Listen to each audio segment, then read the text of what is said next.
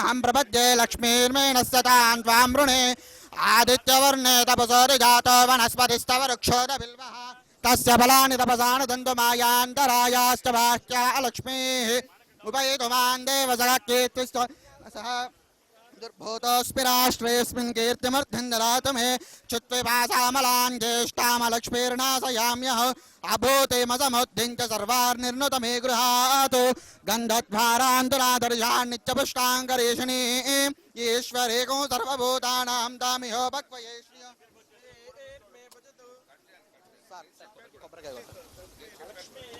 मेनस्तु मनसः काममाकोतिं वाचः सत्यमसेमहे पशोनागो रूपमन्नस्य मयि श्रेश्रयतां यशः कर्दमेन प्रजा भूता मयि सम्भव कर्दमा श्रियं वासय मे कुले मातरं पद्ममालिनी आपश्रयन्तु सिद्धानि चिक्लेतौ समे गृहे निजदेवी मातरं श्रियं वासय मे कुले आद्रां पुष्करणीं पुष्टिं पिङ्गलां पद्ममालिनी चन्द्रां हिरण्मयीं लक्ष्मीं जातवेद ममावः जातवेदसे सुनवाम सोममराते यदो निरहाति वेदः ओम शांति शांति शांति।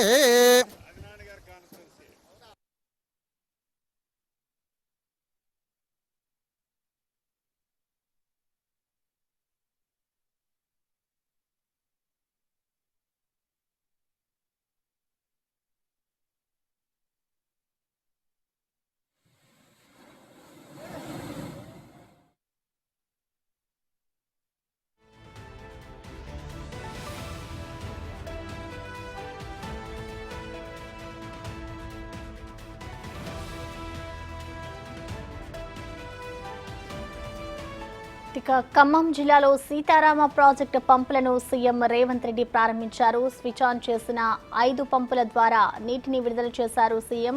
ఈ కార్యక్రమంలో సీఎంతో పాటు మంత్రులు ఉత్తమ్ అలాగే పొంగులేటి ఉన్నారు. పంప్ హౌస్ దగ్గర ప్రస్తుతం రేవంత్ రెడ్డి ఈ ప్రాజెక్ట్ ని ప్రారంభించారు. సీతారామ ప్రాజెక్టుతోని ఖమ్మం జిల్లాలో అలాగే భద్రాద్రి ఇటు ఈ 2 జిల్లాలకు సంబంధించిన ప్రజలకి ఈ ప్రాజెక్ట్ నీరు ఎంతగానో ఉపయోగపడుతుంది, రైతులకి ఈ నీరు ఎంతగానో ఉపయోగపడుతుంది. ప్రస్తుతం అయితే ప్రాజెక్టుని ప్రారంభించారు సీఎం రేవంత్ రెడ్డి.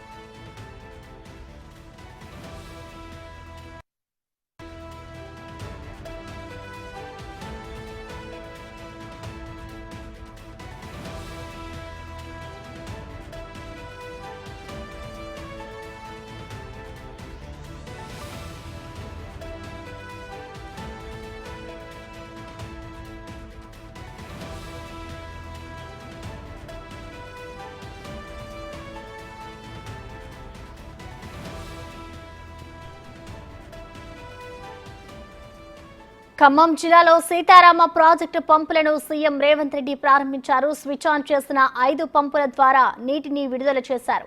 ఈ కార్యక్రమంలో సీఎంతో పాటు మంత్రులు ఉత్తమ్, పొంగులేటి, కోమటిరెడ్డి ఉన్నారు. పంప్ హౌస్ దగ్గర తొలుత సీఎం పూజలు చేశారు.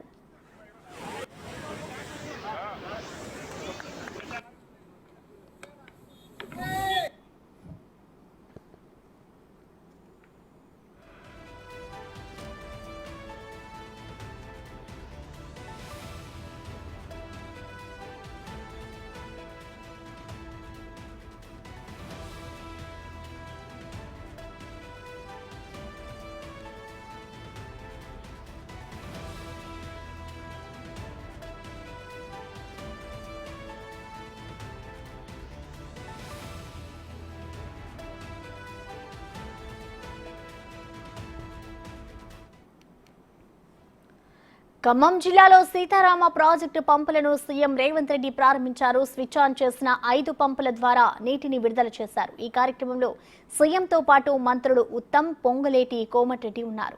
పంప్ హౌస్ దగ్గర తొలుత సీఎం పూజలు చేశారు. तद्मे सदां पद्मवर्णां दामेयोपक्वये श्रियं चन्द्रां प्रभासां यशसा ज्वलन्ति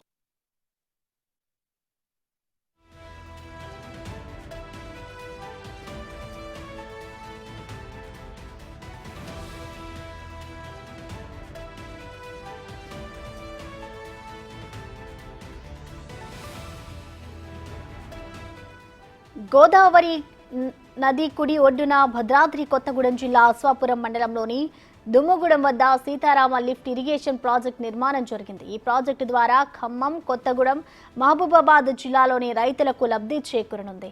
ఆయా జిల్లాల ఆయకట్టుకు సాగునీటితో పాటు ప్రజలకు తాగునీరు, పారిశ్రామిక నీటి అవసరాలకు ఈ నీటిని అందించాలనేదే ఈ ప్రాజెక్ట్ లక్ష్యం.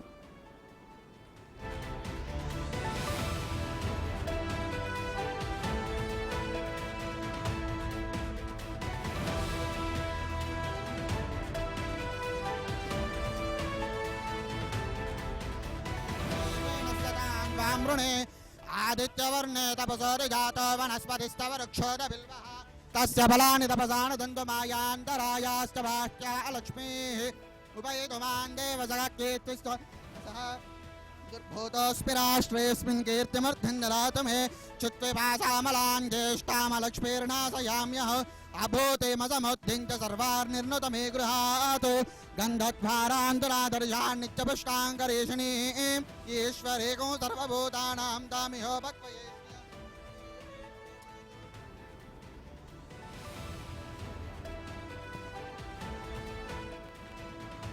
నాగార్జున సాగర్ ఆయకట్టుతో పాటు వైరా, లంక సాగర్, పాలేరు ప్రాజెక్టుల కింద ఆయకట్టు స్థిరీకరణకు ఈ నీటిని అనుసంధానించాలనేది ప్రధాన సంకల్పం. 3.28 లక్షల ఎకరాల కొత్త ఆయకట్టుతో పాటు 3.45 లక్షల ఎకరాల పాత ఆయకట్టు స్థిరీకరణ కలిపి మొత్తం 6.73 లక్షల ఎకరాల ఆయకట్టుకు నీరు అందించాలనే లక్ష్యంగా ఈ ప్రాజెక్ట్ నిర్మించబడింది.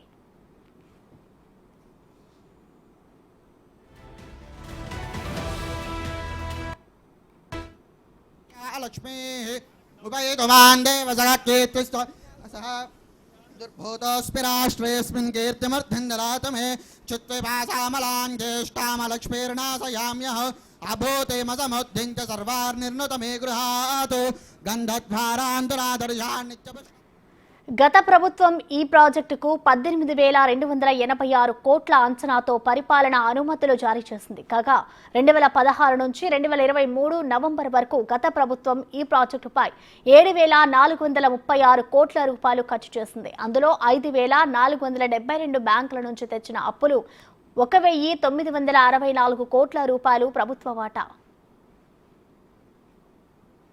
निजदेवी मातरं श्रियं वासय मे कुले आद्रां पुष्करणीं पुष्टामुदारा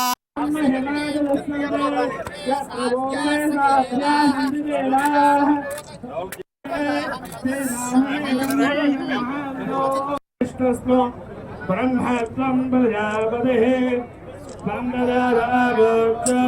अमृतं ब्रह्मा भूर्भुवस्सुवरो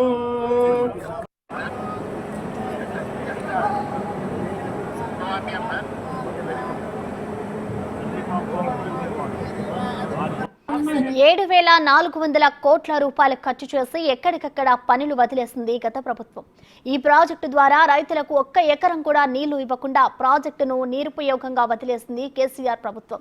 1,000 కోట్ల నిధులు ఖర్చు చేసిన బీఆర్ఎస్ ప్రభుత్వం కనీసం 40% పనులు కూడా పూర్తి చేయలేదు.